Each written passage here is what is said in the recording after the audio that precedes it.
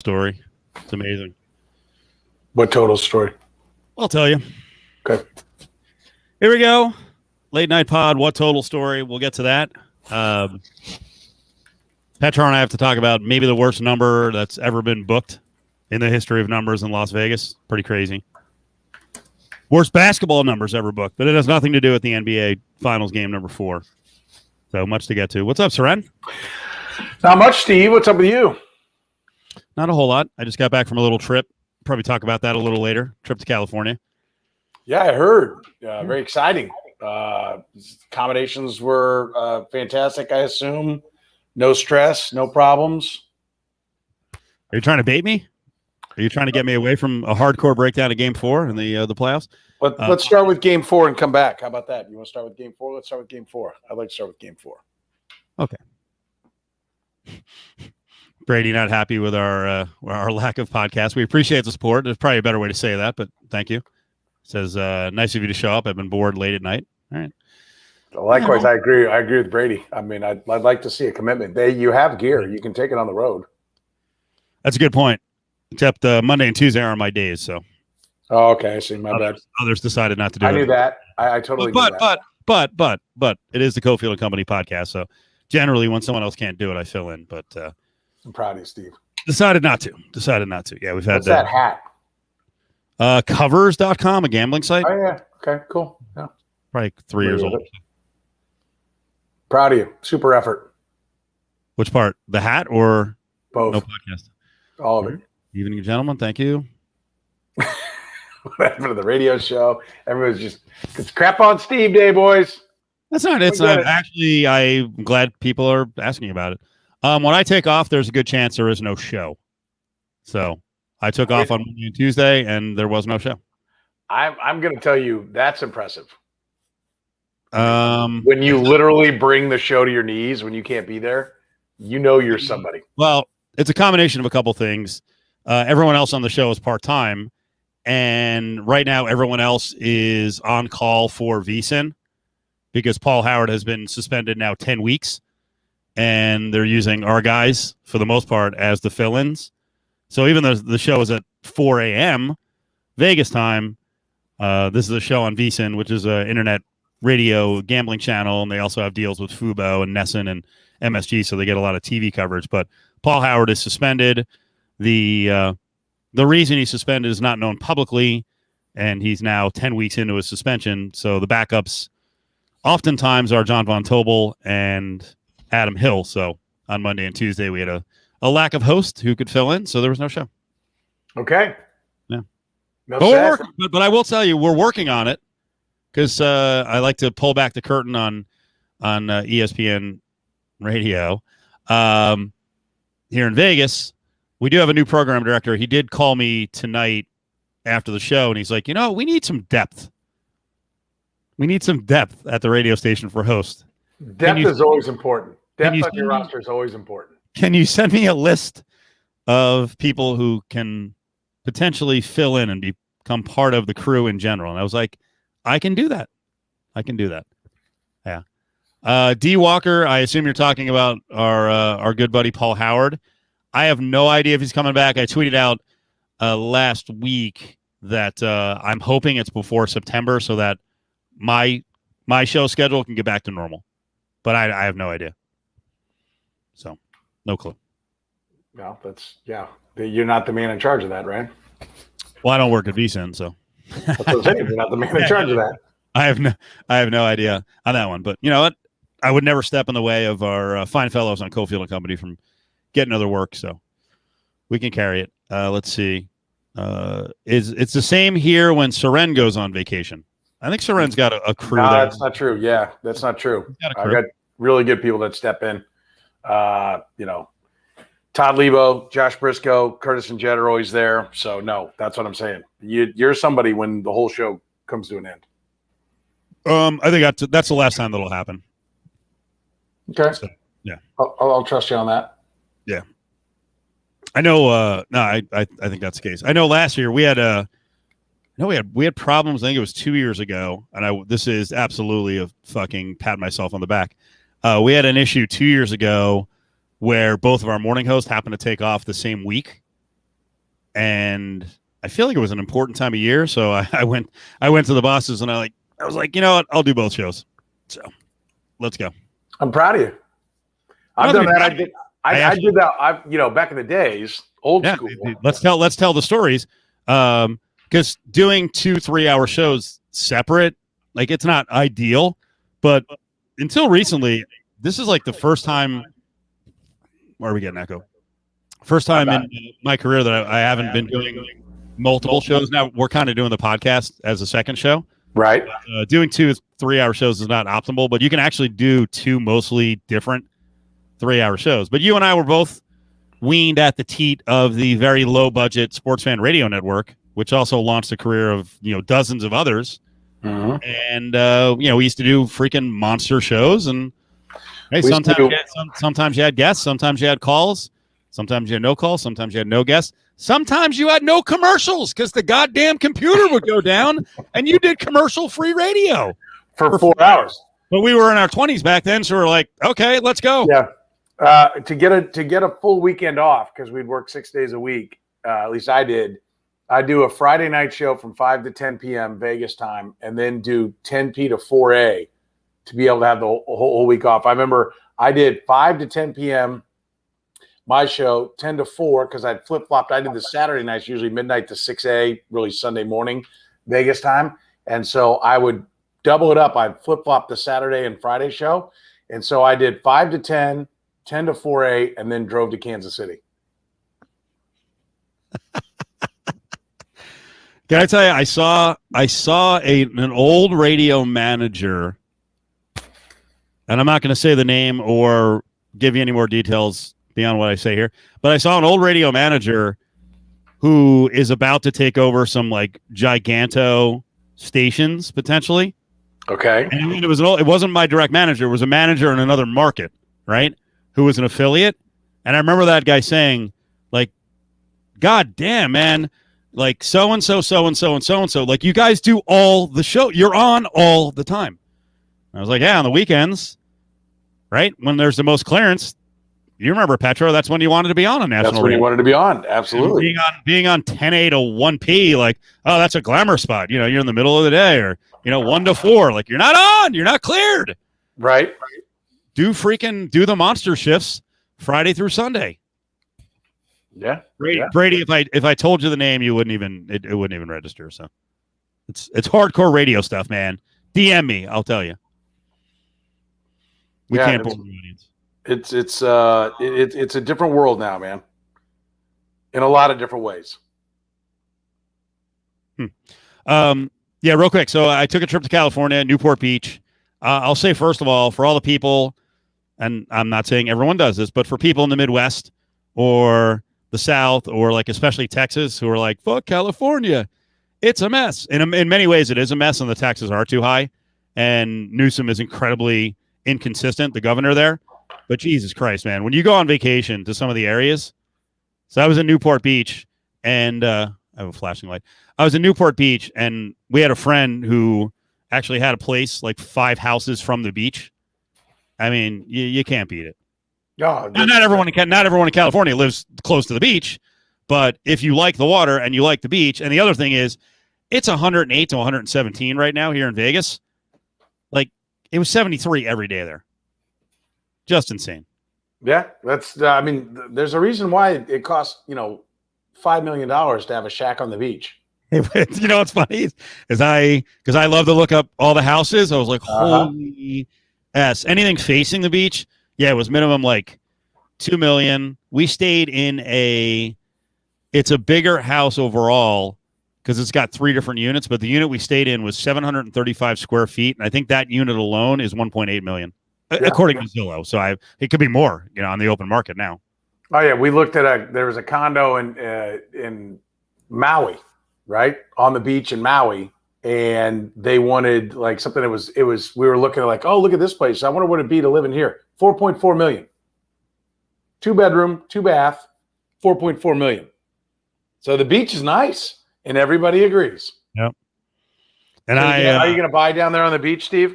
I don't have the money. And the crazy thing is the summer rentals are nuts price wise. I was looking ahead for lodging for my Jersey Shore vacation. Yes, I am actually going to the Jersey Shore, to the home of the TV show Seaside, and like it's more there. It's as much or more than California there in an area that most people consider an absolute dump of New Jersey. So yes, anything near the water, for the most part, is pricey. I was going to say anything near the water with nice weather is pricey. New Jersey doesn't have great weather. It's only 3.5 months a year where it's decent down by the shore. So, well, we're going to Florida. We're going to Pensacola, right? Yeah, it's like the little island. What is it, Perdido Key? I guess the Key is the outer barrier island, there out in front of Pensacola. So Pensacola is the town, but you go across a bridge or something and you're on Perdido Key. I guess that's where the beach is and whatnot. So I've never been there. I want to hear about it. The SO has never been very much in the Eastern time zone. She's from LA. So in the future, probably not Florida anytime soon with Riverboat Ron running the state, but in the future, I will have to make a trip to Florida. So I'll let you know. We've been down. I've never been to the Panhandle. I lived as a young child for a couple of years. Got the finest education Florida could offer. I lived in Fort Myers, Florida, on the West Coast, and I like Tampa. I like St. Pete. I like Fort Myers. A lot of people do. What I remember, we went to Orange Beach, Alabama, which is the Pensacola is right by the Alabama line, and that time of year the beaches aren't jam packed. But I hear the further east you go and down the state of Florida, like you have to hunt for a place to find to sit on the beach. If that's where it is when I'm in Pensacola, this will be the one and only time I travel there. I'm not like, I don't need somebody I don't know, their thong wearing ass 3 feet from my head. Like that's not what I'm looking for. That is another, actually, I haven't been back to Jersey in like 7 years to check out the beaches, but the beaches were getting really small in New Jersey. California has no such issue. In most of the big beaches, they're massive. I think Newport's like medium size. I remember Huntington Beach is just gigantic. Like you just walk forever to get out to the water, which is cool. So people aren't all over you. Yeah. Well, good enough. Good enough. Fort Myers, Heaven's parking lot where old people go to die. Yep. That's where that's right. Did you have a good trip? Did you find everything was accommodating? And Newport. Newport's awesome. They've got tons of bars. They got tons of restaurants. You can walk everywhere. I went somewhere where I've never been before, Balboa Island, which is kind of a man-made island that they've made about 100 years ago. And that's like a whole thing with houses and flowers and scenery. And so that was cool. I hung out with our friend who invited us to the summer rental is a single mom with a 7-year-old. So, I'm not really a kid guy. So they have a lot of energy. They're they can, the kids those ages can be combative. They push back a lot. It's funny. You're not a kid guy, but yet my kids are like, when's Steve coming? When's Steve coming? Uncle Steve. We love when Steve's here. I got to play Uncle Steve with this little guy because on the beach he never stopped, like for 5 hours, just running and running. And I'm like, man, I'm old. Yeah. God dang it! How many times we had to play this little paddle tennis game? Like I'm breaking my ass here. How awkward was it when his mother introduced you as his new daddy? Right. Was that awkward? Yes, a little bit. Yes. Yeah. Okay. Good enough. So make sure. Oh, we had a good time. And it was a different kind of vacation for us because when you go to the beach and you do beach activities, you usually, I feel like you're a little worn out from the day in the sun, so you retire a little bit earlier. My favorite vacations are probably get up at 10, hang out on the beach for a little bit, and then go out and eat and drink until whenever they kick you out of the bar. So it was different. So it was cool. Okay. Good. So you didn't hit any bars? No, we did. Oh yeah, we did. Okay. So make sure. Yeah, we did. Always got to get the bar time in. I will say California is expensive. There's some price gouging going on. You notice the inflation all over the country? Different items? I mean, I know cars, there's inflation. Beef has been skyrocketing. If you want to eat red meat, that's been skyrocketing. Yeah, I think it's used cars, right? Is it new cars too? I think it's just used cars have gone up like 10%. Well, you can't get a new car. So that's a good point. Supply is down. Supply is very much down. So yes, used cars have rocketed up. And the beauty of it is like when the supply comes back, all the prices will drop. I mean, everything just comes right back immediately. I hope. That's a joke, by the way, if you didn't hear the sarcasm. Yeah. That's the thing. I think a ton of it is artificial. It's funny. I didn't drive. We flew there, and I don't think I ever looked at a gas station. I feel like there aren't many gas stations around Newport, so I have no idea what it is. I know here it's between about $365 and $390 for regular, which is high. My guess is $269 here. Newport was probably $475. California is notorious for the gas is outrageous. No, they don't want you driving. They've got too many cars out there, so they want to make it hard for you. Good point. $269 in Kansas City. Wow. I got a question for and we're pissed. Yeah, exactly. You don't know. You don't know what you don't know. One of the things that's been irking me with the prices, why is deodorant so much now? Has anyone noticed the jump in deodorant prices? I have not. I buy the 12-pack on Amazon. Oh, you do? Of my favorite deodorant. So like I usually have about 10 sticks of deodorant. When I get below like 4, I'm in a panic mode. I ran out of my favorite, so I've been kind of piecing it together and been looking around a little bit. I'm a bargain shopper. And my deodorant of choice is not a favorite one. It's not like a fancy one, but it was I don't know, it was like $6 a stick. What was it? What is it? What, like some kind of Gillette bullshit gel? Like $6. What is happening here? Is anyone else noticing this? Or is this going to be a rant where it just fizzles out because no one else is really as thrifty as I am? I haven't noticed it because it's not. I don't price shop on things that I know I'm going to buy. Oh, I still like. I suppose if I was like, okay, I'm going to buy my 10-pack of Arid Extra Dry unscented, like I do off the Amazon or the Target.com. If I noticed that it was $200, then I'd be like, whoa, shit, wait a minute. What's this? But like pretty much if I'm going to buy it, like I will price the, one online shopper against another. But otherwise, like I have to buy it. Deodorant is not an option. You can still price shop on I have to buy it. I mean, I price shop 2 sites. They will mail it to me. That's what I want. And so like if it's $101 or $99, $99 wins. I think Donovan saying I'm doing like a Seinfeld bit here with and what's with the deodorant? I don't like Brute Musk.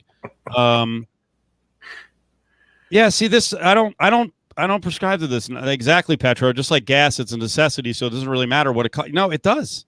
It does. You're right. You can't stop gas. There's no competition for gas.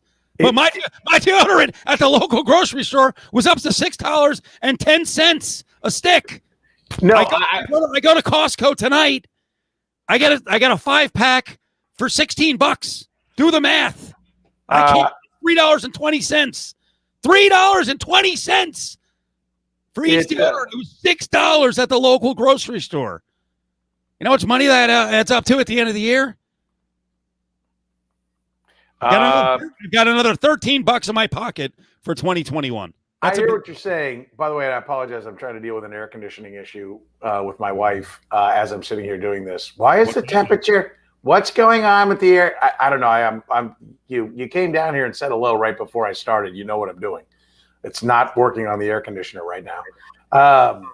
No, but listen, I get the point. The point is you have to buy it, right? Like maybe you decide, okay, I'm not going to take a ride or, we're not going to eat out because I don't want to drive. Like, yes, it does affect you, but you're going to drive your car to work. I just got such good savings because of my thriftiness that I can buy an extra 2.5 gallons of gas based off of my deodorant. I beat big deodorant.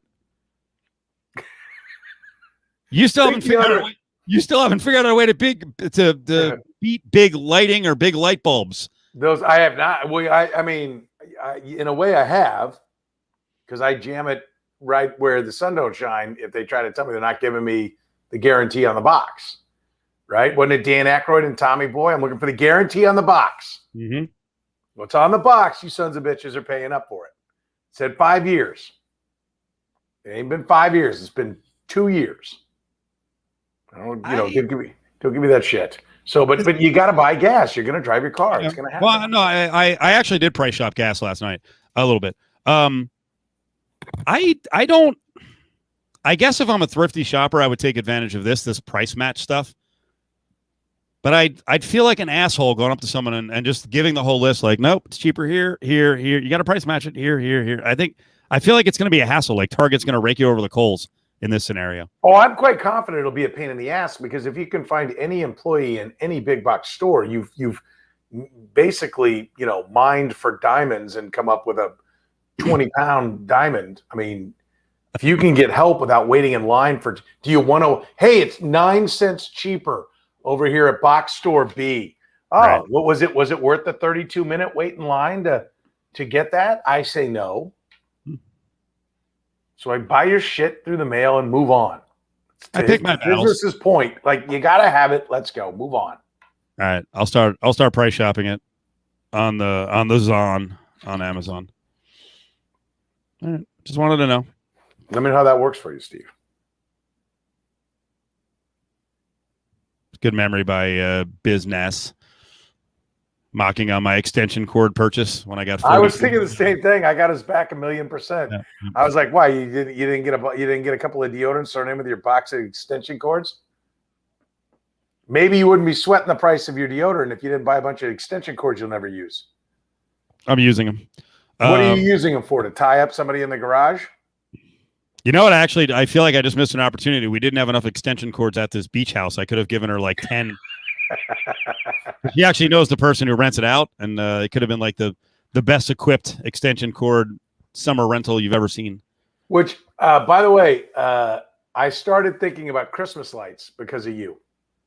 I was like going through my day. I was running around doing some stuff this morning. I'm like, all right, what all do I have to do today? What is this? Wednesday. Going through. I'm like, oh yeah, perfect time. I'm like, I gotta find out, because if you walk right up to Halloween, yep, you're screwed. It's too late. Now's the time. And I told you, again, it was another auction, kind of estate sale. I got I don't know how much. I think I got 40 boxes of lights. Well, I'm not hanging any shit myself. I got to find the company that's going to come do it. That's what I got to make. You got to get the lights though. Yeah, okay. And I clearly got a price shop. I got to pit some companies. Like I was, you got to pit them against each other. What's your price? What do we got here? What about this idea? Why? I mean, you get a lot of services through radio, right? Radio sales. Why wouldn't you? I think that's an amazing thing to pitch for a couple of months on radio. I would agree. Get one of these? Why not get one? Well, how come one of your creative salespeople doesn't go out and go, you know what? This is a guy service. Guys need, Halloween, but especially holiday, Christmas decorating people.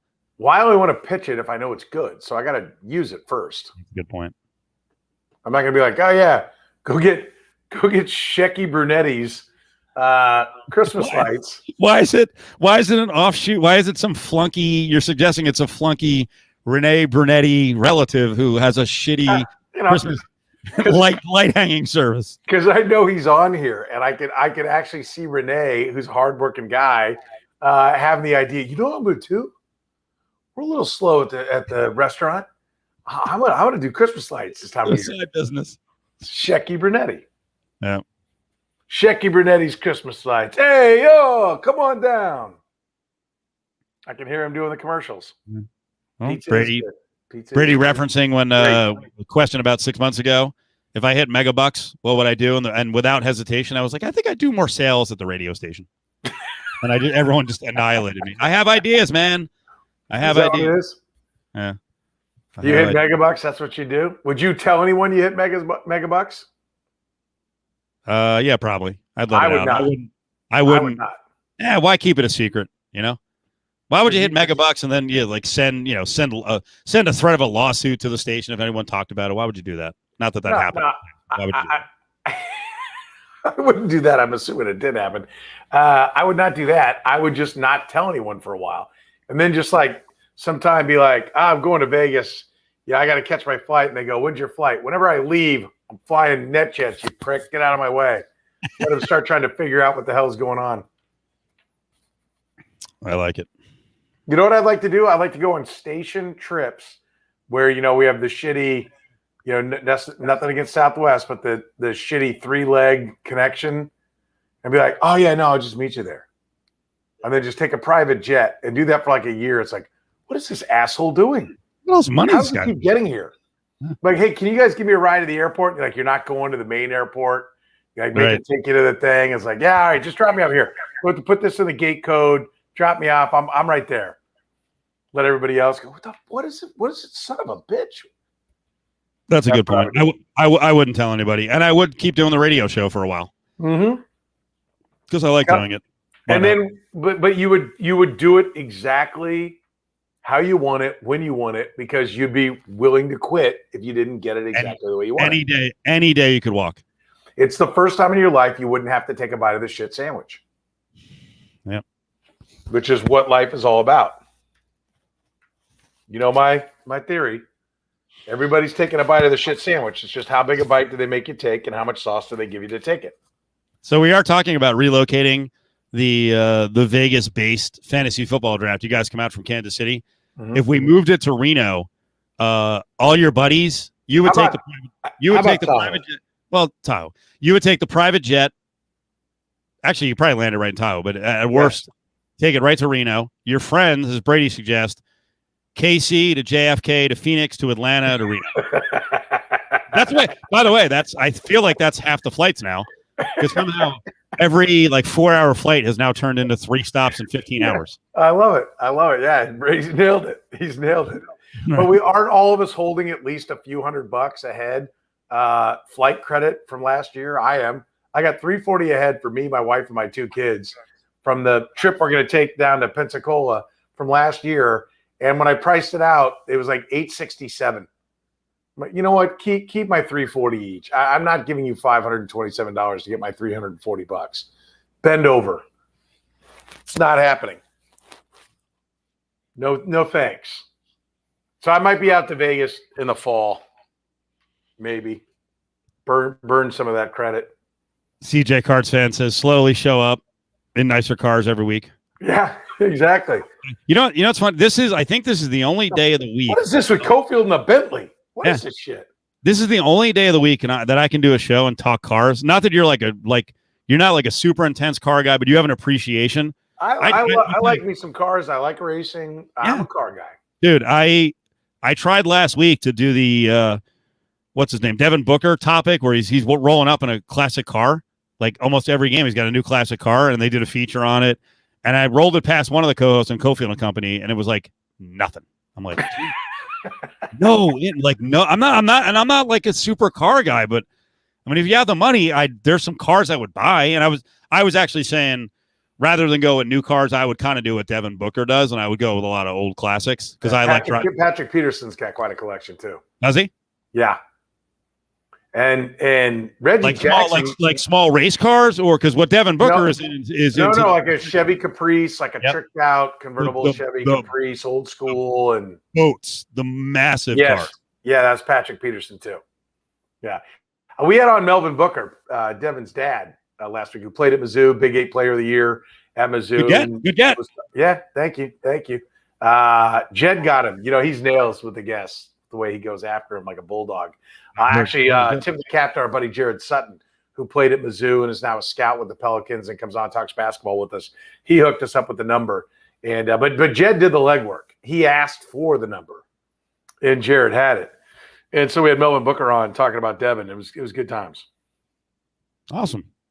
Yeah. Did anyone see what he drove tonight? Because he must have drove a real shit can tonight because he was good. he was Devin Booker was really good. Is that our segue to game 4? Sure. Thanks, Go for it. I got nothing. I barely watching him now. Okay. Then let me go first. Then back me up on this. I said today, whoever wins game 4 wins the series. I said I get it if Phoenix wins and they're up 3-1. I'm not splitting an atom. right? And saying that the Suns up 3-1, everyone who's up 3-1 almost always wins. But I thought this was the game that I thought would be a war. And I said, you could see game 3, Suns feeling good, going back, Milwaukee digging in, first game at home. But this is the one that I think the Suns are supposed to come back and win. They didn't get it. And I would say I like the Bucks to win the series now. If I could bet an exact result, I'd bet Suns in 7. Would you? They're still minus 180. Okay. I saw ESPN showed plus 145 on the Bucks, plus minus 180 on the Suns. All right. Yeah, I feel like home court is going to hold all the way through, and then Game 7 could be a toss-up. But here's the thing. How will it be officiated? Because tonight was really weird. In what way? They basically swallowed the whistles down the stretch and let them roughhouse each other, which I kind of like. But the problem is the fouls that were being called were on some of the insignificant guys like P.J. Tucker. And I won't call Jay Crowder insignificant because he had some good moments tonight. Devin Booker, frankly, fouled out twice. And good for the Bucks that, he didn't make any massive shots down the stretch, but it was a little iffy. It was a little iffy. And then the refs made a real weird call with about 25 seconds left. I think at that point it was a 6-point game or 5-point game. And the Suns tried to trap Middleton. They didn't touch him. And the ref kind of made like, that your intent is to get him to the foul line. Well, Giannis was standing outside the trap. No, the intent was, let's trap Middleton. We don't want him shooting. He throws it to Giannis, and we foul him, and then we have a chance for him to actually miss the free throws. So let me ask you a question. Which game of the 4 games stands out from the quantity of free throw attempts? Which game's not like the others? I thought game 1. I thought game 1 was one-sided. Suns. Why? Yeah, it's the only game. And I also think the way if I'm the Bucks, I would welcome what happened tonight because the Bucks have more big man depth. So if the Bucks are going to play big basketball, and God damn it, stop shooting the 3!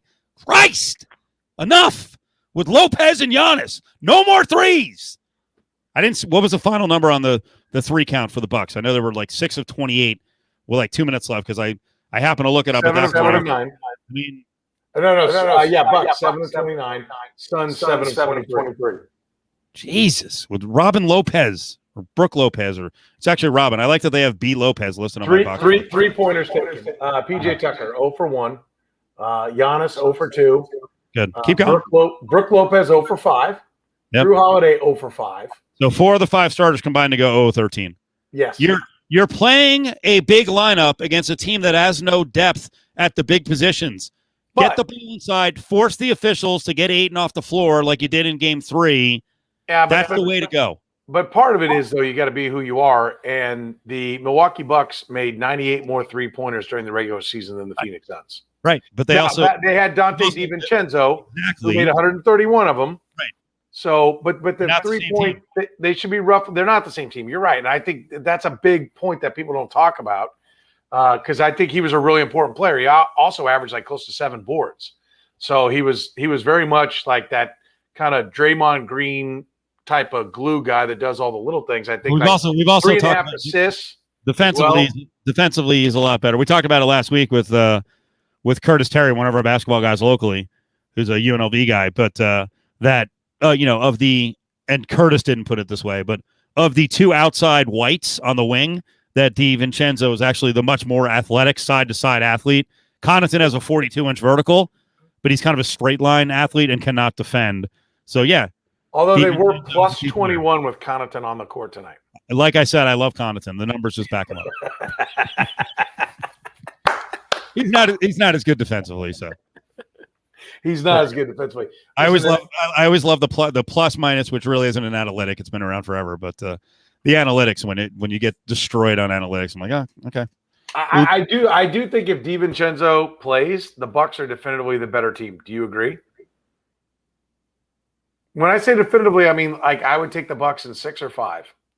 Oh, really? Yeah, they're better with them. The best player on the floor is who?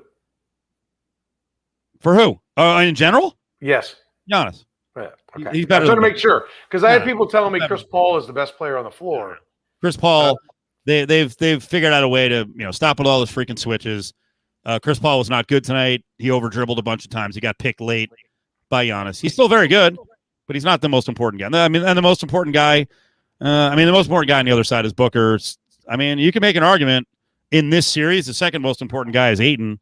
He's got to stay on the floor, and he didn't score a lot tonight, but he made some good defensive plays, and obviously helped at least compete on the board. So, DeAndre Ayton is an absolute stud, and I do think the Suns have to do more to get him involved.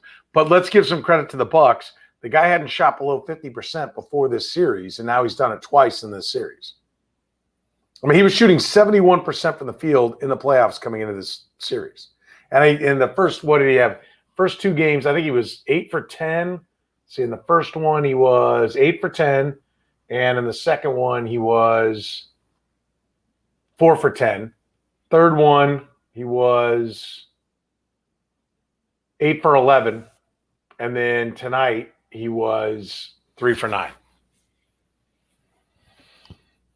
And I'll say, in spite of some of the scores being stretched out a little bit, I think it's been a good series. I think it's going to be a great series the rest of the way because it's a toss-up series. That said, and I posed this question to one of our guests today, the Kevin Winters, the guy who does the ESPN Radio National, like pre and post and halftime, and I was asking him moving forward, kind of building on your question from a couple of weeks ago, who's got the staying power in this series? Right. If these are the teams, well, at any cost, if there's no dominant team, is this going to be good for the NBA the next 3-4 years? The TV ratings answer is no. The ratings suck on this. They suck, exactly. Because you need the casuals to watch the NBA, and the casuals, while we hear people bitch about fatigue and it's LeBron and the Warriors every year, or Christ, Jordan, Michael Jordan, the Bulls are there every year. That's what people like. They might bitch about it, but the people that are bitching are going to watch either way. They're the hardcore fans. They would like something new. They're watching this series. I don't think it's the hard. I think the hardcores don't bitch. I think it's the casuals who are the ones who. I disagree. Really, I don't believe there's fatigue. I disagree, but I won't die on this hill. Yeah. So I'm open to you explaining to me why. Because here's my theory, real quick. It's the people that are going to watch all the time, and they're going to bitch no matter what. And so their bitch when it's not the big boys. Or their bitch when it is the big boys, the power teams, is, oh, I'm tired of these teams. But they're the basketball fans. People who call us and bitch are not your casual fans.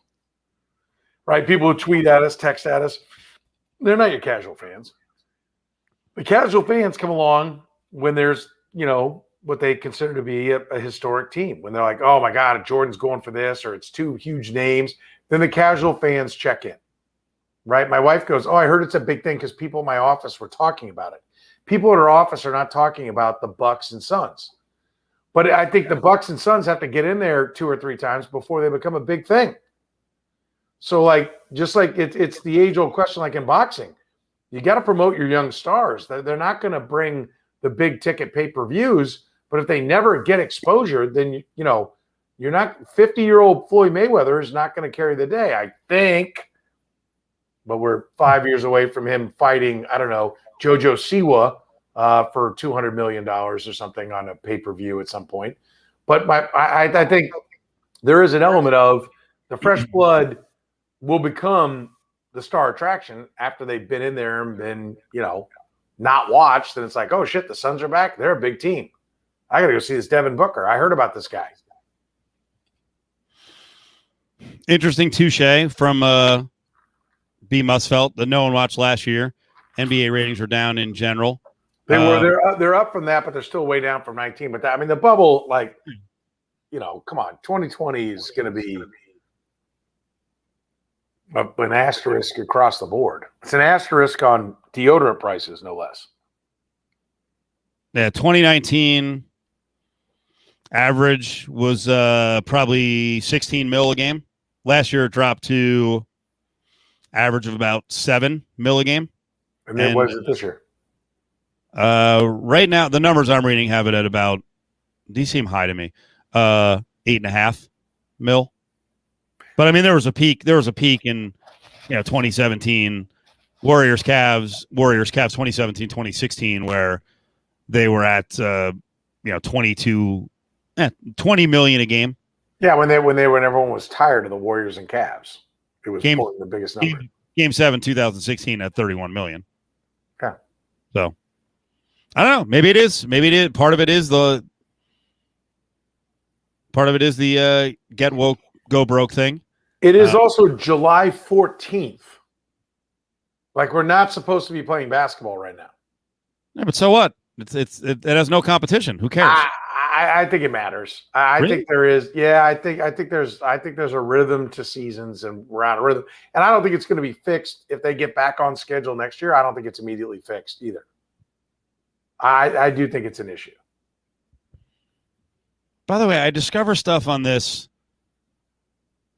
Who is JoJo? How do you say her name? Siwa? Yeah. Are we sure she's 18? These pictures make her look like she's 12. Well, you're probably looking at old ones. She was like a YouTube or whatever. I actually interviewed her at a Final Four and then didn't play the interview. One of those. Shut up. Do me a favor. You got to interview this gal. Our buddy brought her over and said, "Do me a favor." Her thing used to be she used to wear these big bows. I found that out from doing the interview. I'm like, let me Google something so I don't look like. Wait, how did you even get it? What was the connect on this? Our buddy, who sets up guests at the Final Four, came over to me and said, "Do me a favor. I need you to do an interview. I don't care if you play it." No, it wasn't at the Final Four. I take that back. It was at the Super Bowl. And it was, "Do me a favor. Just do the interview. It doesn't matter if it plays." I don't know, man. And I'm like, all right. I saw one of my friends. I think he did some video with him just sitting there in a cowboy hat, and her. I guess what they do, a celebrity softball game for the All-Star weekend, and she was walking in a Cubs uniform, and he's just sitting there, just like staring at the camera. Like, I don't. Again, somehow I'm on the outside of what's cool right now, or creepy. She was actually good at softball. Oh, really? She apparently played like a competitive softball. She ripped a double. Nice. I love seeing that. I only know because I was sitting there bitching, like, why do they still have this turd? Can we kill the celebrity softball game?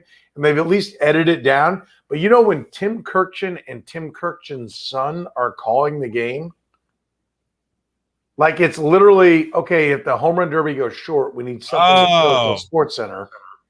But instead, it didn't go that short. And so Van Pelt was like 20 minutes late coming on. And I'm like, just kill this turd. It sucks. Watching a bunch of pseudo stuff. Like, who is the Miz? I'm like, is this MIZ? Is this a Missouri football player? No, it turns out he's like a wrestler.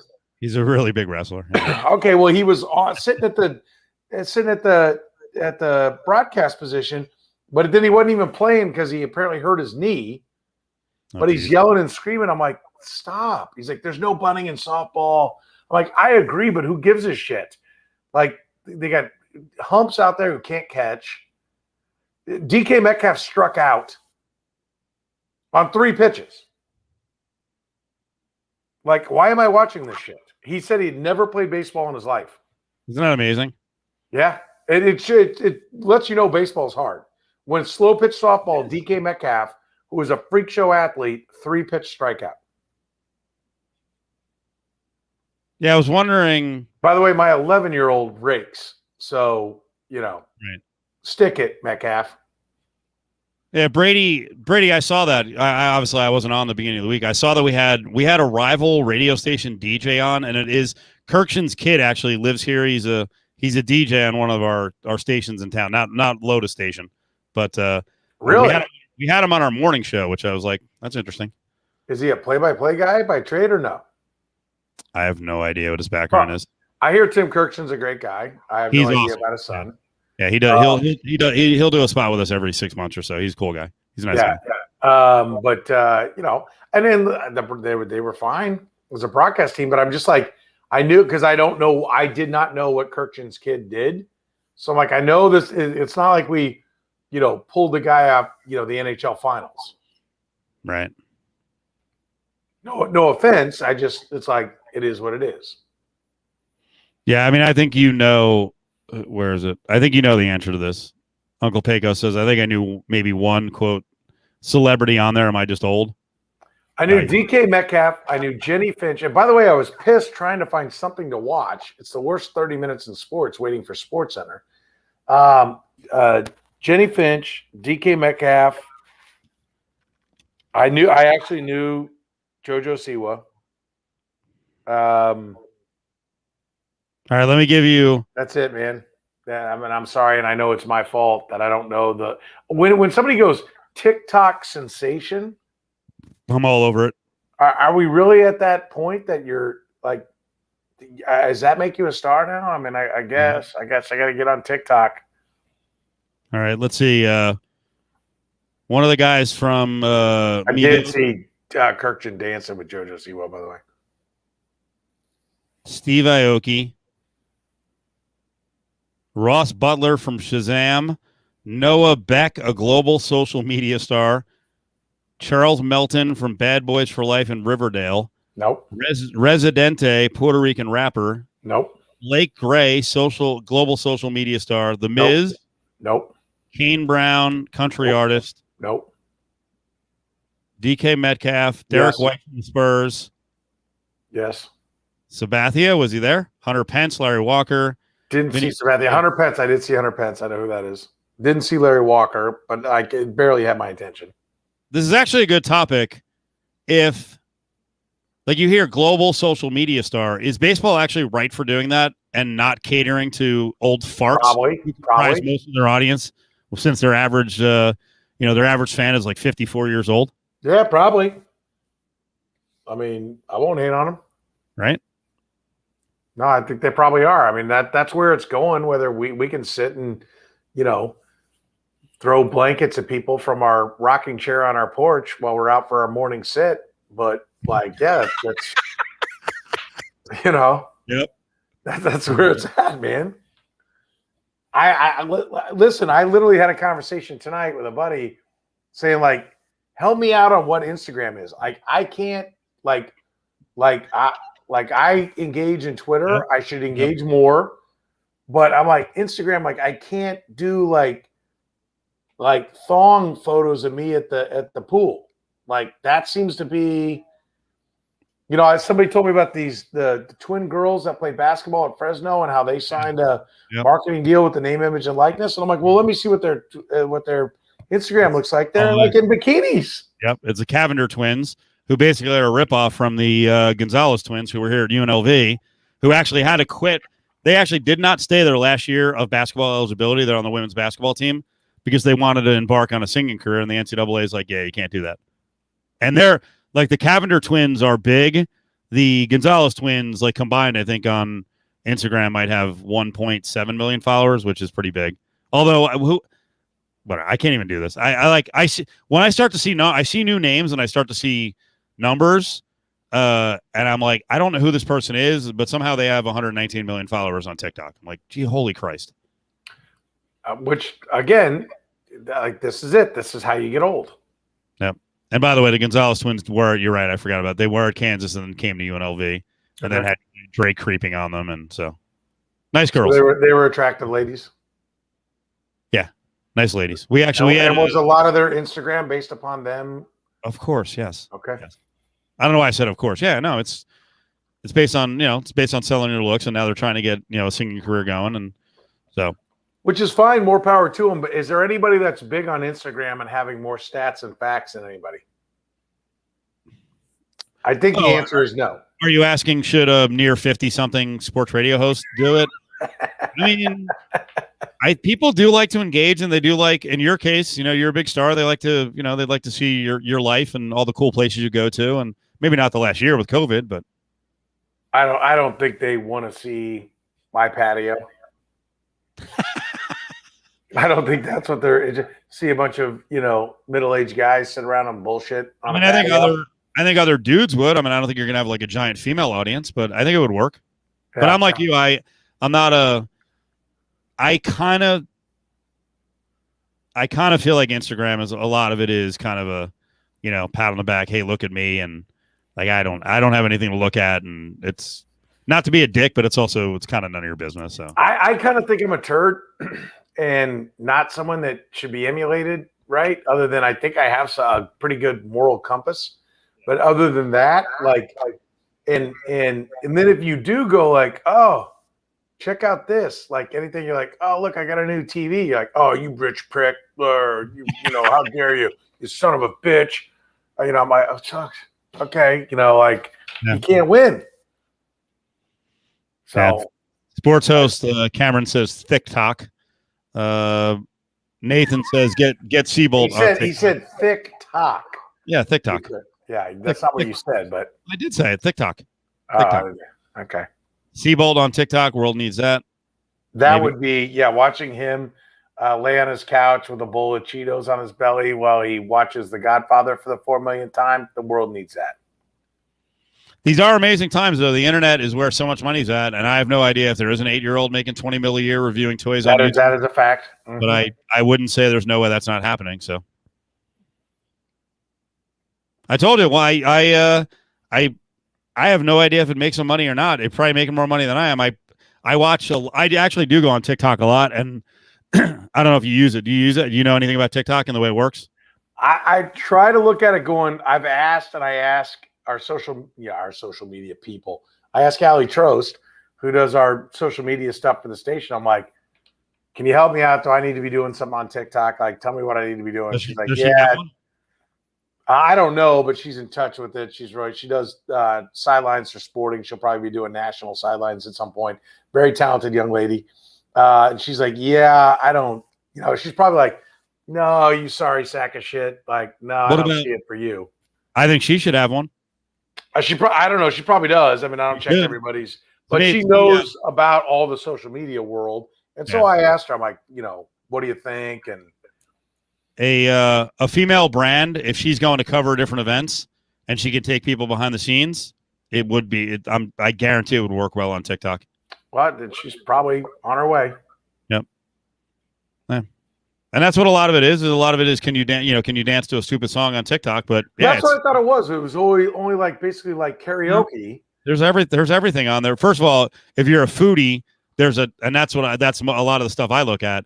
Like I get freaking tons of whatever. If you like keto, you get tons of tips on keto diets. Then there's like 7 different influencers who travel around Vegas and show all the different restaurants. And I actually think it's pretty slick. I don't know what they're doing. I'm sure it is. Like I don't know what they're not worth billions because it sucks. Yeah, I don't know what they're doing to video edit. I actually think the videos are impressive. You got a minute and it's like bang, bang, bang, bang, bang, all these images.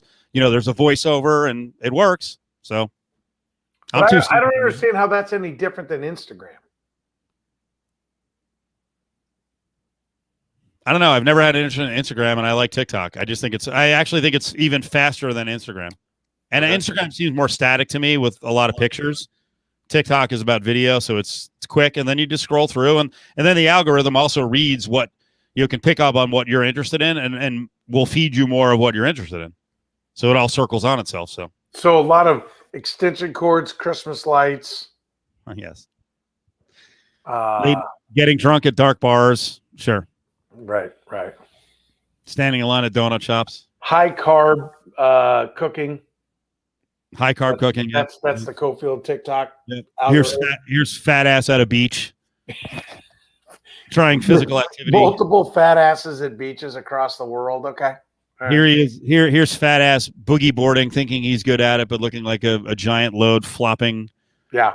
In the sand. So it's all good. Yep. I'm proud of you. Here's Fatty. Here's Fatty near the beach, looking at all these people who are on like motorized bikes and scooters and all that, and thinking to himself, "I couldn't do that. I'll kill myself." One of the great vacation purchases I ever made was we took the kids. We went to Hawaii, and I'm like, "Oh, boogie boarding." I remember when I was your age, I just loved it. It was great. Like, "Oh, Dad, yeah, let's do it." And I'm like, "Oh, go down. I need to rent a couple of boogie boards." Well, it's $54 for the day, or it's $81 for the whole week. Something ridiculous like that. And I'm like, "Oh, what do you think?" "Oh, yeah, Dad, let's get the whole week." Like, okay, I get the whole week. They each did it twice, 2 face plants. Yeah, we're done with this shit. We ain't doing it. No. So like I'm out there boogie boarding because I'm like, oh, I'm getting something out of this shit. Did you do it over and over again? Oh, yeah. I did it a little bit. I'm like, It's well, I'm fun. getting something out of this money spent. It's fun. It's not like it's one not- time one time I was like half deep pants from a wipeout. It's like, oh yeah. That would be a great TikTok video. That would be a great TikTok. Me Your laying wife's on the got me beach, rolling on this shit all the time. half my ass hanging out of my oversized, trunks. Yeah, good times. Yep. It's what everybody went on vacation for, to see half my fat ass. I like what Kirk says here. KC barbecue spot should be a TikTok. Kirk, I guarantee you there's at least 10 KC barbecue TikTok accounts already. Oh, I'm sure. Like I find new Vegas like restaurant and local sites to hit accounts like almost every night. They get a lot of hits. And obviously Vegas is, Kansas City is very cool too, but people have an interest in it. You're an international city, there's no doubt. Yes. We like being tucked away, and we're secure with who we are. Are you until you don't talk to Salvador Perez, or you talk to Pete Alonso during Salvador Perez's entire at bat in a home run derby when he hits the second most home runs in the first round, and you don't even and you're what's his name? Not Kirchin. Who hosted the home run derby? Help me out. Somebody. God bless it. What is his name?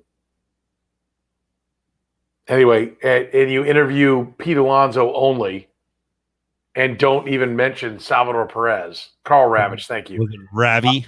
Yeah. You don't even mention Salvador Perez's at bat, then Kansas City gets a little pissed. Oh, is that a big thing? Oh, yeah. Because they literally they interviewed two people, Pete Alonso only. All of Kansas City shit hammered him on social media. And they talked to him. Salvador Perez, Pete Alonso was incredible. 35 home runs. Salvador Perez hit 27, which was definitively the next best was 22. So he hit 27, and he's a catcher. And, he's a pretty damn good story. Venezuela, war-torn country, a lot to talk about with him. And they're asking, and somebody's like, in Kansas City's like, well, Ravitch had to get to the bottom of what Pete Alonso had for breakfast that morning. It was like Ravitch was like, oh, good, finally something I can fill some time with. And so, and Alonso is great, but he's not a great interview. And they talked to him like the entire time Perez is up. So then they clearly saw the social media reaction, and like 4 batters later, they bring Perez over for like a quick 90-second interview. So it was what it was. 28, thank you. He had 28, not 27, my bad. Good for you guys. Yeah, except for he lost in the first round because they don't know how to seat the home run derby. Stupid asses. Yeah, Pete Alonso, defending champion. Most home runs in the last 2 years. 5 seed. Yeah, good thinking, jackass. But it does feed into, the whole little Kansas City thing. That they favored a guy from New York and you guys got fucked. It does, and I said, look, I get it. They made a mistake, but don't act like they're just shitting on Kansas City, because had he hit 41 home runs, they would have interviewed him. And if you don't believe me, then ask me if ESPN spends any time talking about Patrick Mahomes. Right. Like, it's not the city. If you are the king shit, they'll talk about you. So Salvi's not quite Patrick Mahomes. Great story, great player, great guy. We got screwed, but don't act like, boo-hoo, piss and moan. The funny thing is I saw Philly, which is kind of a big market, flipping out about Zach Wheeler being disrespected because he only got – what, he get to pitch to one batter? So they were like, this is bullshit. He only got it for one batter. Okay.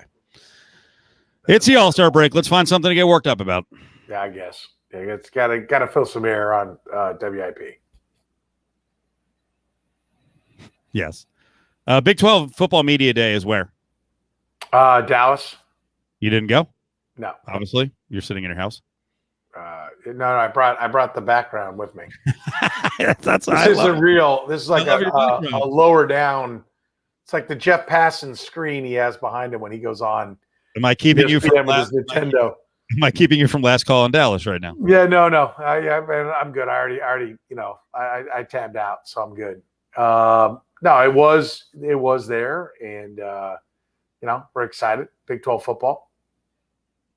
You got anything in particular you were going at?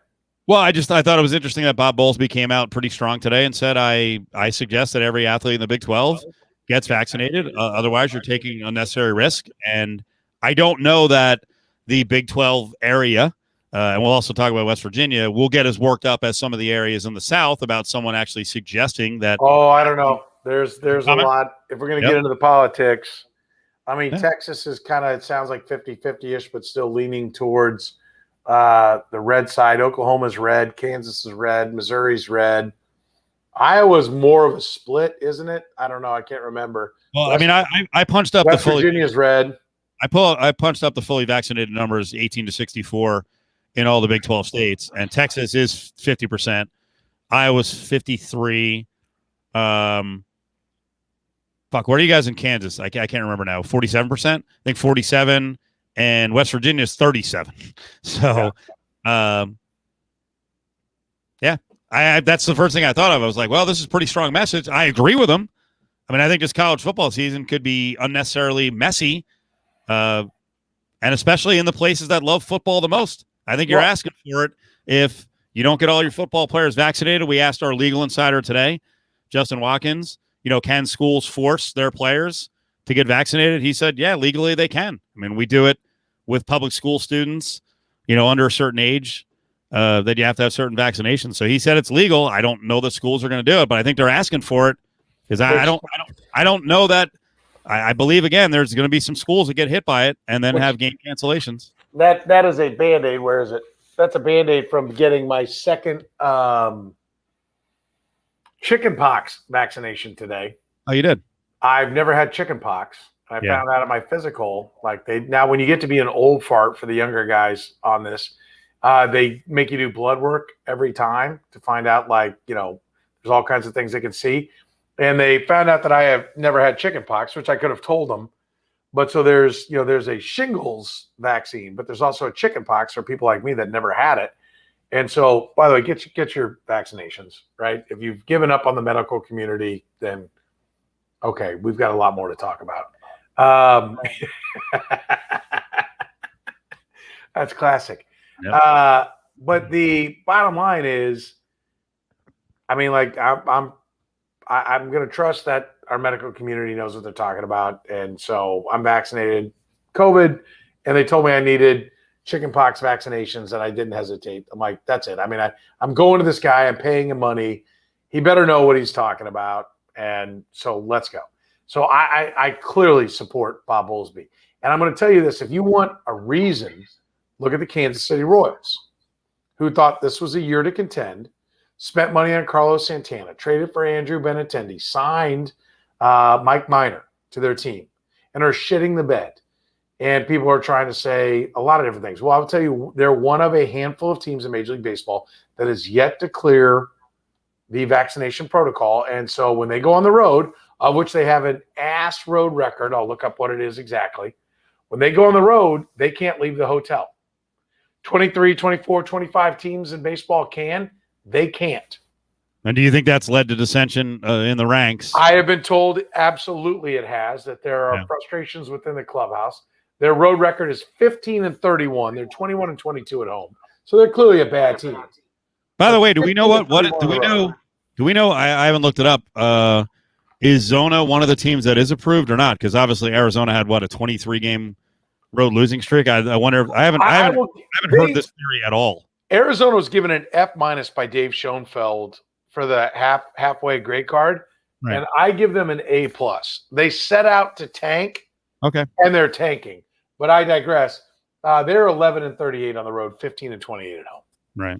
So the disparity, they've played a lot more on the road. I mean, look, bad teams lose on the road.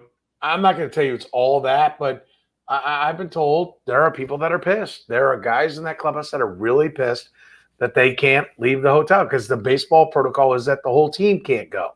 Yep. And so, I think it's a big problem for that club. I've been told it's a problem from people around the club. I think it's at least that or bigger.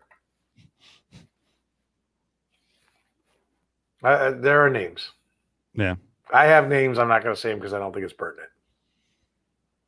I was told, but I will tell you, I have names. I'm going to say I was told the story today. I don't know what the situation will be come October, but from a hockey standpoint, if all this is still going on, a team to fade might be the Capitals. So, really, yeah, they have some issues as well. Okay. Yeah. I'm not going to debate the whole vaccination topic. I mean, we talk about it. We opened the show with it today because we're talking about the fact that Ben Volin, New England media guy, said that 9 teams of the 32 are now past the 85% threshold to operate normally. So we still got a ways to go. In where? In what? In NHL? I'm sorry, NFL. 9 of the 32 teams in the NFL are above 85%. 85%. But there's 74% overall of at least one shot. 72% have one shot. Yeah. 72. Okay, I'm sorry, 72. Yes, I think that's ridiculous. And I started asking guys, "Are you vaccinated?" But by the way, I think today was the deadline. Like in terms of the 2 weeks that you have to have a shot today, and then 2 weeks from now you're actually considered fully vaccinated before training camp. Before training camp, so yeah, no, I think it's significant. I know the Chiefs are doing well.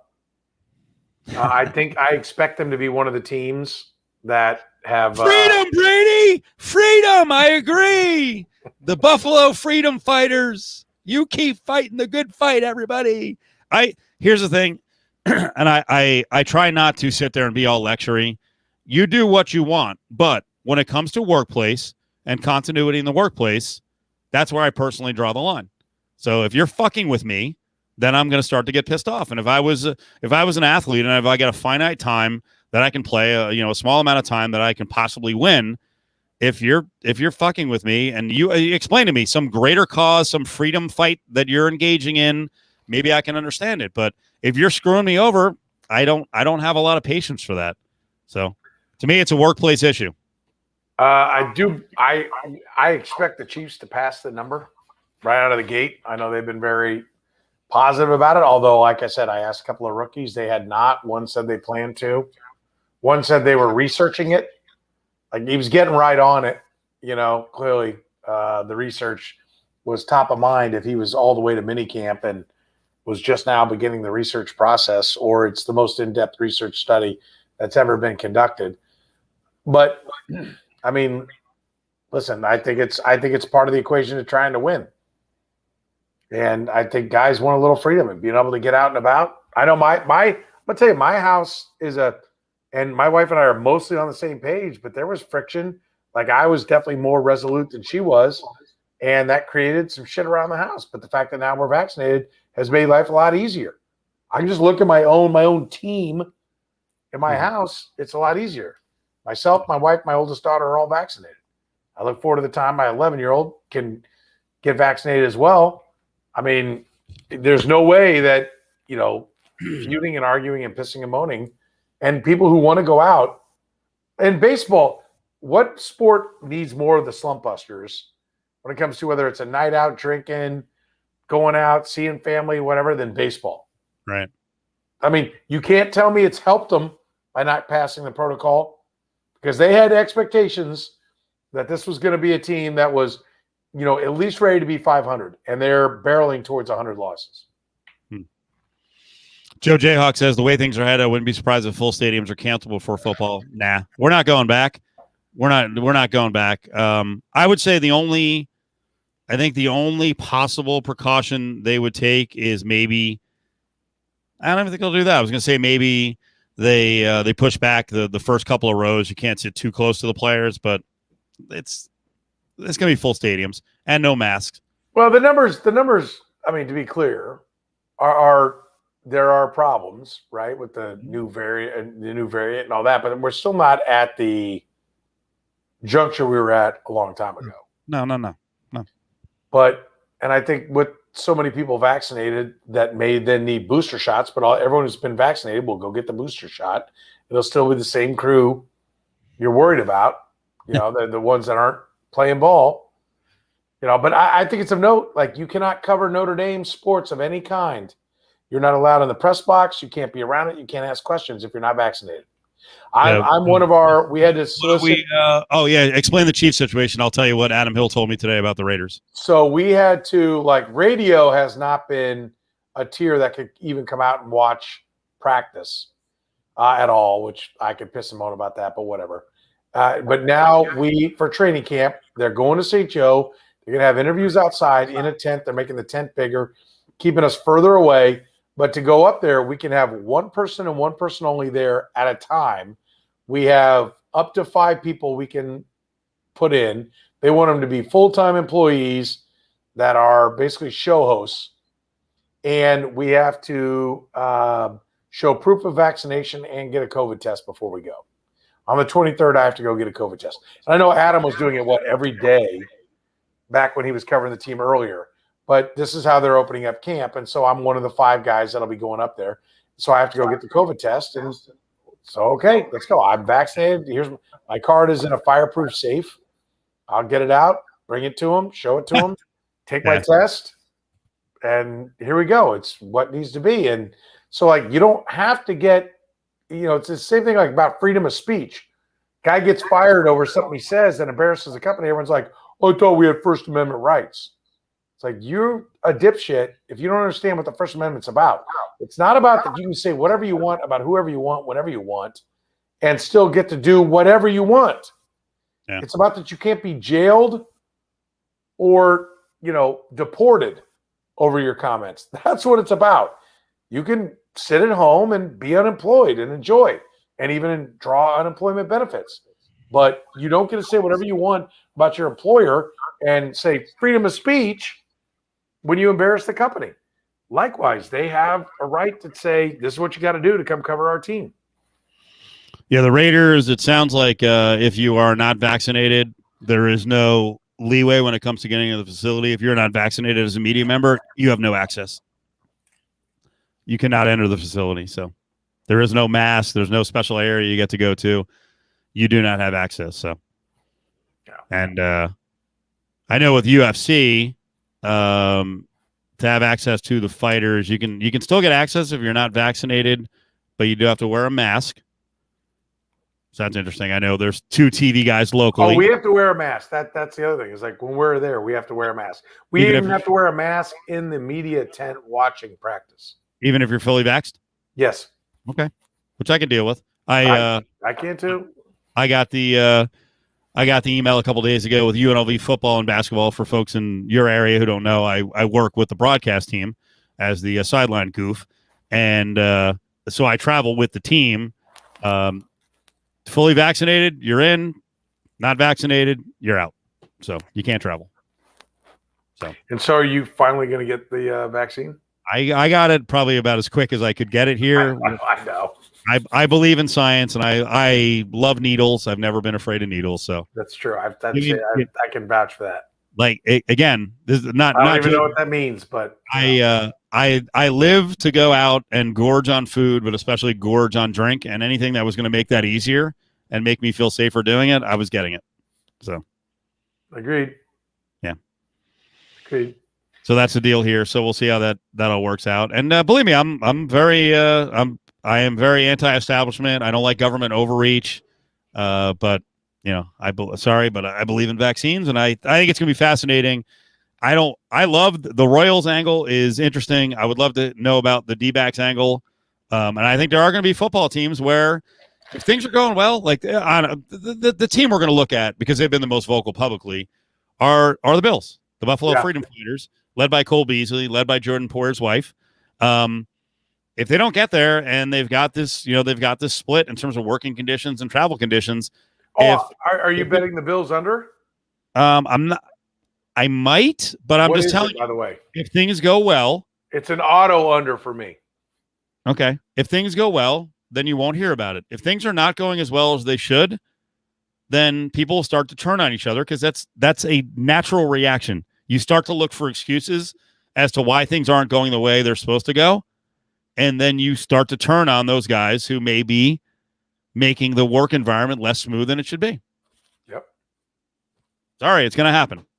As much as they can all say they love Cole Beasley, if things aren't working out, they're going to turn to Cole Beasley and go, "This is bullshit."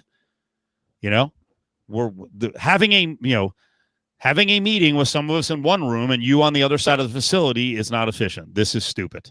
I agree, and I think it's like I said, with the Royals, I think it's absolutely part of the equation. 100%. I don't There's know. A lot of other things going wrong, but that's part of it. Yeah, I don't know. Did Steve get the vac shot between his toes? I don't know if that's an inside joke. I don't know. It's about your love of needles. Oh yeah, you do it if they heroin between your toes. Oh, okay, there you go. If they told me I had to get a shot every fucking week, I would get one every week. If I had to get a shot to do my job and do what I like, then I would get one every week. I don't care. Put up Joe J. Hawk. St. Joe's? No, Joe J. Hawk won. Thank God people weren't as stupid. Polio is making a comeback. Yeah. Because there are people that won't get the vaccination. Yep, the anti-vaxxers. Yep. Yeah. So I can't wait to see my father. Speaking of polio, my dad had polio. That's how far back. Really? Yeah. So he probably had it when he was like, I bet you he had it in like 1948, 49, something like that. So I wonder what he'd say about the vaccination stuff. I have no idea on Josh Allen. All Josh Allen said was that he needed some time to think about it. So I have no idea. But we're going to find out. He needs some time. What date was this? It was a while ago. So what are we? Sometime in May, he said it. Yeah. Well, at least May of 21. The pandemic had just started. So it's interesting. So anyway, we started talking about the Big 12. So what's your prediction? Do you think the Big 12 and the SEC will have big time problems in terms of COVID tracing? Yeah, I think it'll be a bit of a hot mess. Yeah. I mean, but you know what? I should break in because I see people who are like, hey, it doesn't matter, not that dangerous, whatever. I want my freedom, all that. Do you know anyone who's gotten? What's it called? COVID? What is the whole subject? COVID in the last 3 weeks? Oh, in the last 3 weeks, no. Yeah, I know. I mean, the state may be red, but there's, not to just put it across party lines, but it seems to go that way. But it's like everywhere else. The rural areas are what drive it, and there's big rural areas in Kansas and Missouri. But you get to the cities, there's much more people. Like my office, which politically, whatever. There's only one person in our office that has not been vaccinated. Oh, really? Mm-hmm. That's not our office. I know 7 people who've gotten it in the last 2 weeks, and some of them were vaccinated too. I mean, it does not guarantee you won't be vaccinated. Just significantly, almost entirely reduces your risk of being severely ill and in the hospital and or dying. Right. Well, we'll see what happens, man. Football's here. 2 more weeks. It'll be pretty interesting. Put up Brady's question.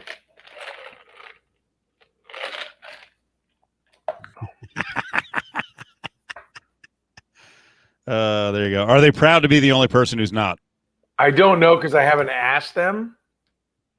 They're not campaigning about it. They don't talk about it. Oh shit! But they but I've been told that they're just not gonna. So It is what it is. Interesting. So, hey, can I hit one last thing? It's more of a local Vegas thing, but I think you're going to be interested in hearing it. This was the audio I pulled from our show today. Our legal insider, Justin Watkins, local attorney, but big sports fan, big supporter of local sports, big supporter of the community, was an member of our fantasy football league. Yep. We just had our first big test with the big crowds kind of swelling up on the Vegas Strip. We had Garth Brooks here, which who knows how many were in there. I didn't see the official attendance, but they had the field filled, and then most of the stadium filled, so it was 60,000 plus. The same night as the Conor McGregor fight, the UFC fight. So you're talking about, T-Mobile is right down the road from Allegiant Stadium. So you're talking about 85,000 people, at two different events. But it was the first big test for Allegiant Stadium, which doesn't really have parking. They built Allegiant Stadium on a 63-acre plot, and they've only got about 3,000 spots on the stadium property. And then they've had to just grab parking lots in kind of an industrialized area. Now, I think they're going to buy more and more of those lots. They say there's 35,000 spots within a mile, but they're also including all the garages for all the casinos on the strip. Which have plenty of cars already in them. And they're not going to let you park there for free, so it's going to be a minimum of $50 to park anywhere. And by the way, it may be a mile as the crow flies. Yeah, but have fun getting across 215. Well, you walk over the bridge. It's Hacienda is the street. You walk over the 15, and that because the stadium's right behind Mandalay Bay at the south end of the strip. And then, walking the strip. And the other thing is this first test came on Saturday. It was, I don't know what it was that I was actually out of town, but it was probably 111, 108, 106. 111 had to be maybe even like higher than that. They kept saying 117 on the air today. But it doesn't drop below 100 on these super hot days in Vegas until like 10, 11 at night. So I just want you to listen to this. Here's Justin Watkins just talking about inside the stadium at Allegiant Stadium, because a lot of people haven't seen the inside of the stadium. I actually got to see it multiple times last year. There were UNLV football games there with the max crowd allowed of 2,000. So, I got to look at it, and I was like, it's nice. Like 1.9 billion nice. I don't know, but his reaction here was pretty interesting with like 80,000 people for the Garth Brooks concert. So he didn't God damn it, this thing's not going to play again. I was trying to do a long setup for it, and of course, now it's not going to load. We're going to get the ding of death. I'll find a different way to play it. But for all you Kansas City folks who were planning on coming out, just beware. Yeah, while you're looking at it, I love Brady's comment. Show Petro the crowd he'll be getting stabbed in after the game. There it is. There's the ding of death. Here, let me pull it up a different way. Well, I'll say right now, the ingress and egress, it's a work in progress. You know where the stadium is, right, Petro? I know where it is. Yep, I've seen it. Yeah. So it's not really a developed area. No, it's not. And like I said, if you're talking about that many spaces, it's not a straight line walk to where you're going. So you got to go down the strip, or in some of the parking garages. That's great. Like, oh, we'll just come up here. No, you got to go up to the strip and then down the strip and then over across and then down to the stadium. Now the parking sucks, and we've talked about that a lot. That the setup for parking is going to be ass. Like, there's no way around that. Here we go. What I was really surprised with. I walked in the main entrance, what I consider the main entrance on the north side, right under the glass, and was thoroughly, right off the bat, unimpressed. Like, it's concrete floor.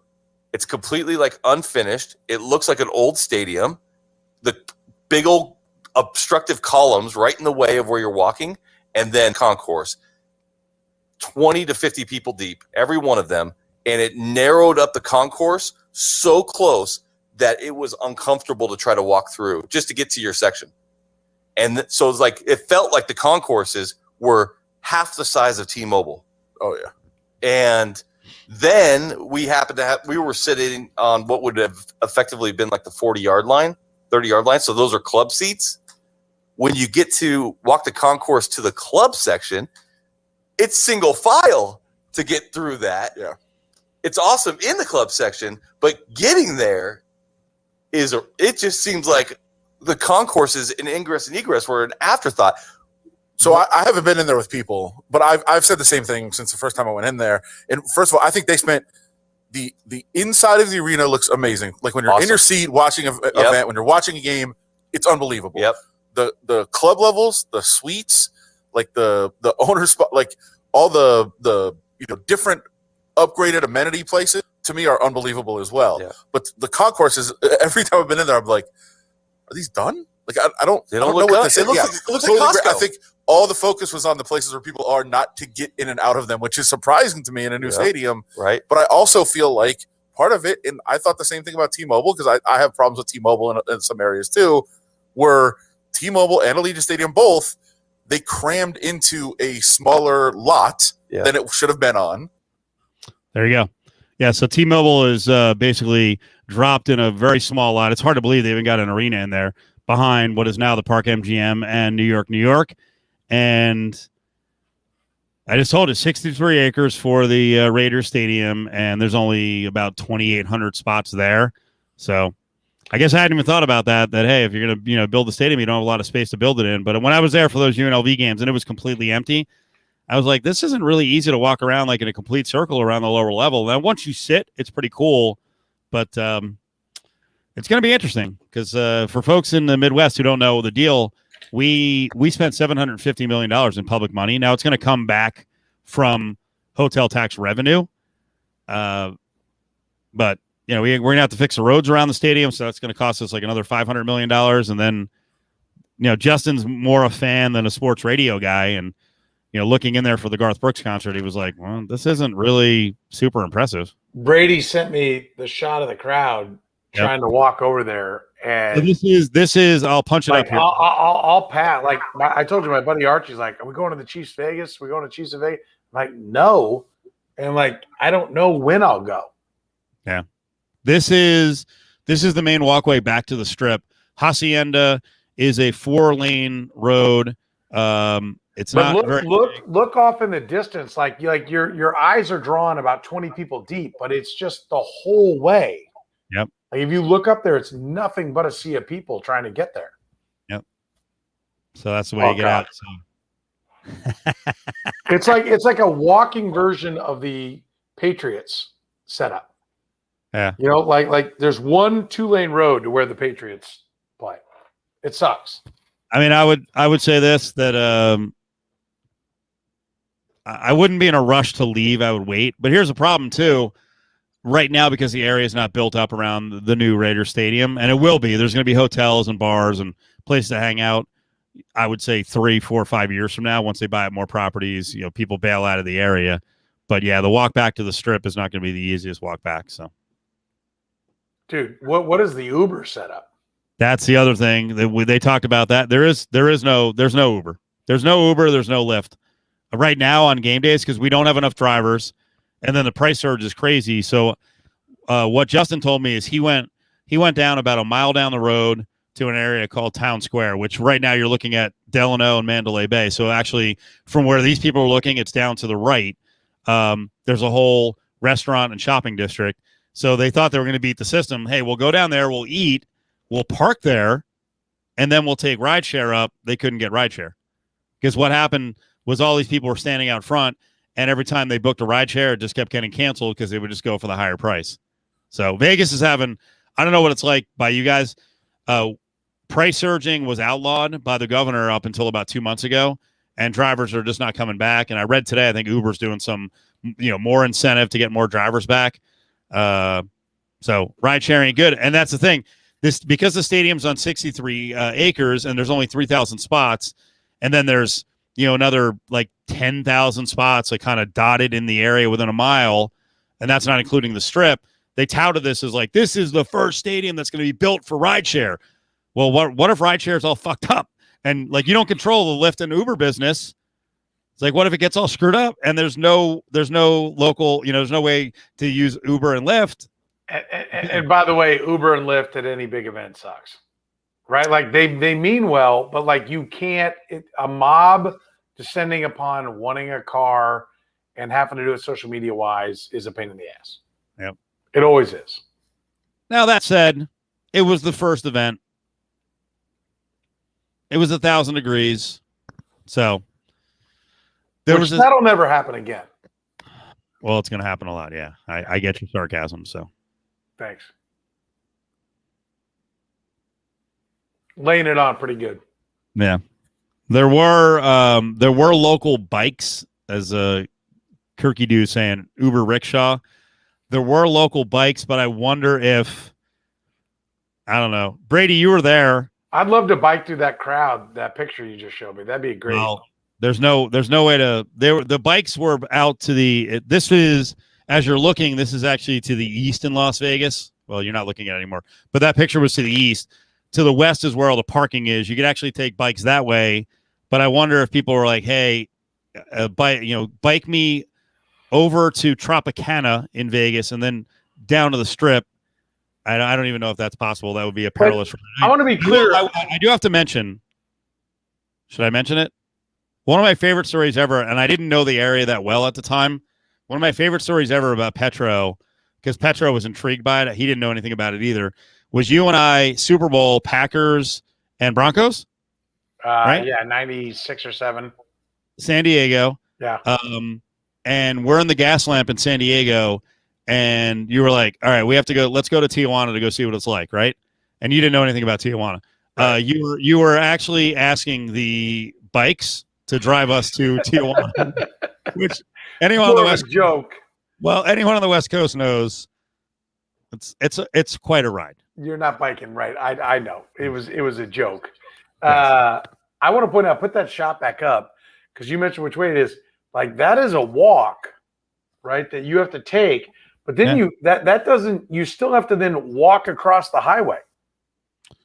You walk over the highway and a bridge. No, but they got to get all the way up to the Mandalay Bay, right? They have to get up to. God damn it! They have to get up to Mandalay Bay, and then they got to turn right as you're looking at it. If you put that picture back up, they actually have to turn left.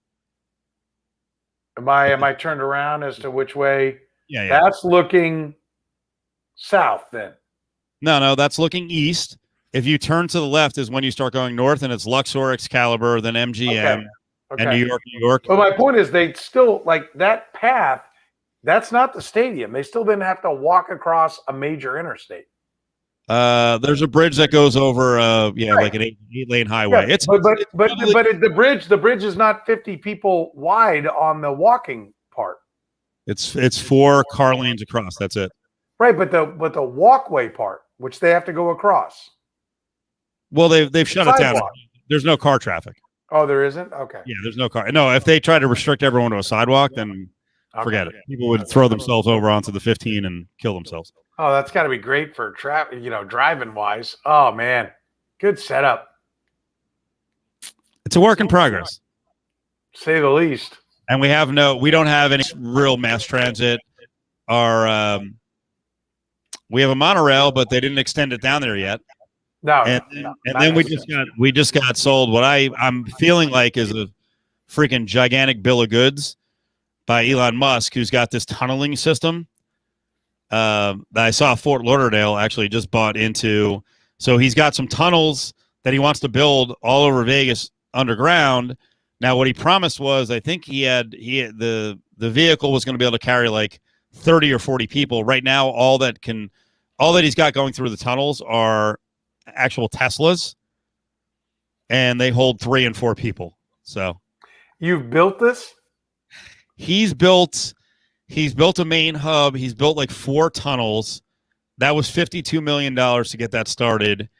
And then the plan is the tunnels will go to like every casino, and they will also go down to Allegiant Stadium. So how is by the way, if you're investing in Tesla, let me just ask you, how is the Tesla pickup truck and how is the Tesla 18-wheeler that are the last 2 things that drove his stock price? How about a little Tesla bus that could go in these tunnels? That would help. Bless you. I talked to a financial guy. He's like, it just keeps going up and up, but it's like every time the stock starts to like plateau or come down, then they announce the new thing they're going to do, but yet it hasn't been done yet. So, yeah. And then a good question on Joe Jayhawk was saying, where's the baseball stadium going? They say right now they're looking at 20 different. They're looking at where? Sorry, I apologize for sneezing. 20 different sites around Las Vegas where they're considering. So many. Yeah. Where I mean, like, I would put it right next to the football stadium personally. There's no room there. No, plenty of room. Plenty of room. No, there's no 4 acres. The best spots on the Strip are the Rio site, which is still the Rio, which is actually massive. So they could buy the Rio site and build a stadium there. Is the Rio not doing well? It's doing okay. It's getting a little bit dilapidated. We'll say they haven't really updated it much recently. Okay. So, And then there's other strip like sort of strip properties right down the road from Allegiant. Where I think it should go is the Wild Wild West, which is at Tropicana and the 15, and then we'll see from there. They're actually looking at a lot of sites in the suburbs, which is kind of weird. Really? Okay. Yeah. Yep. Have fun with that. Let me know how that works. Oh yeah, baby. This is not true at all. I hear the Raiders are open to making a Legion of Baseball stadium to help them. No, I think the Raiders will do everything they can to not have the A's anywhere near them. So I don't know how much power the Raiders have in town. I think they have a lot. So what year will the Vegas A's opening day be? I have no idea. So I don't think the A's are going to end up there personally. I don't think so either. I actually think they're going to stay, but we'll find out. July 20th is their big vote from the city council. And then if they say no on the offer sheet, then who knows? No. Don't see it. There you go. All right. We'll wrap it. We appreciate you guys staying around so long. Petro, thank you. Always my pleasure. What do you got going on the rest of the week? Where are you? Any sponsor pops? Yeah, tomorrow we're going to be at Chicken and Pickle. We're doing our it's pickleball. It's a great restaurant bar, and then they have pickleball courts. Get out of here. Which is like, you know what pickleball is? I do know what pickleball is. Yeah, we're big on outdoor pickleball here in 115. Yeah, that's what they have, outdoor and indoor courts. Wow. And we're doing our Kansas City Championships, first ever, brought to you by Sports Radio 810, and Chicken and Pickles putting it on. And we had our our beginner level today, gave our champion today, and we've got our intermediate and expert tomorrow, and our celebrity game. Wow. Can anyone on the staff actually play pickleball? I doubt it. There's a number of guys that are going to try, but I'll be broadcasting up north at Chicken and Pickle. Great place, great spot. Free to come down and watch. I love this concept. Who would you make the favorite on your staff? Let's see. Out of who all's playing, like Nate Bucati, because he's like probably he's 40 something, but still works out, tries hard, and is like gets super competitive, right? Not as good as he thinks he is, but gets super competitive. And so he'd be the favorite on the staff. Wow. You know, I'm assuming. But like the one thing you can guarantee is that he'll throw his racket down 4 times and act like it's the first time he's ever missed a shot. Right.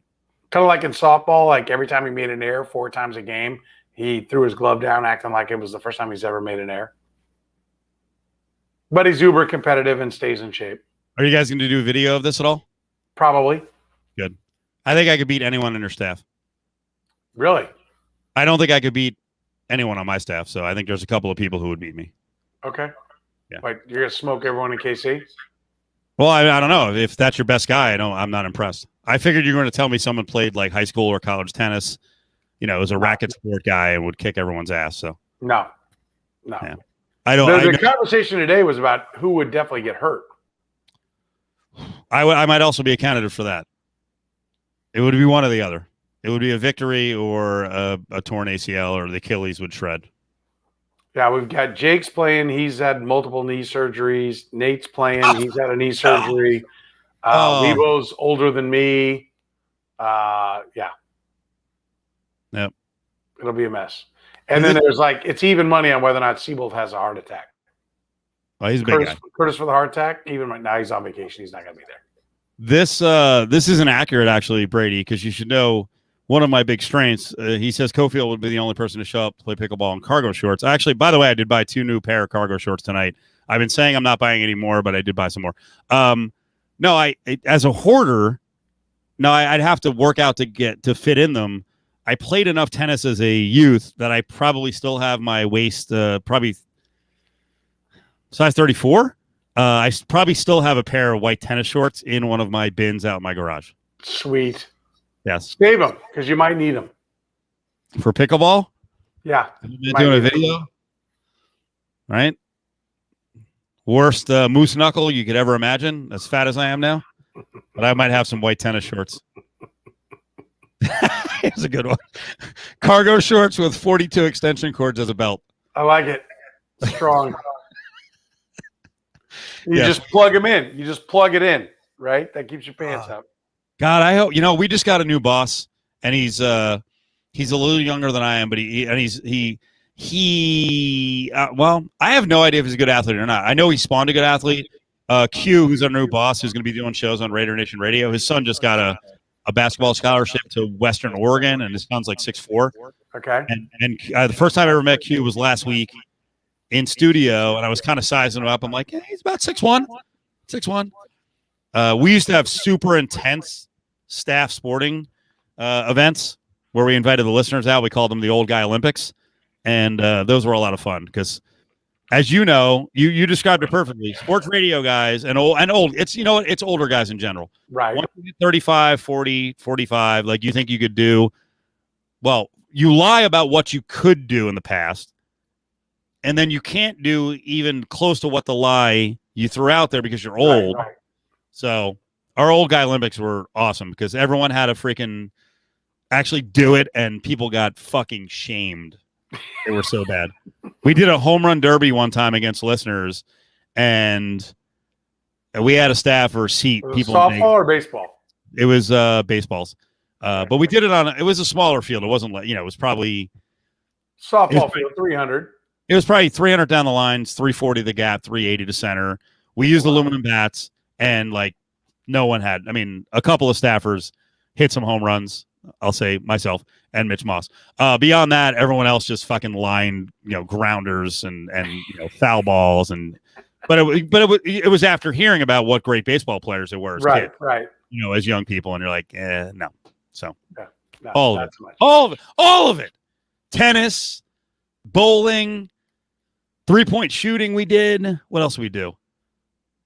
I can't. Oh, well, we did miniature golf. We had a walk off. We had one guy walk home because he got so pissed off he threw his club and walked home. So, highly recommended as a station event. I'm so jealous that you have the pickleball thing. That is so awesome. What a awesome event. It is fantastic. God, we stink out here. I have nothing to promote. We're at Silver Sevens tomorrow. It's late. Go see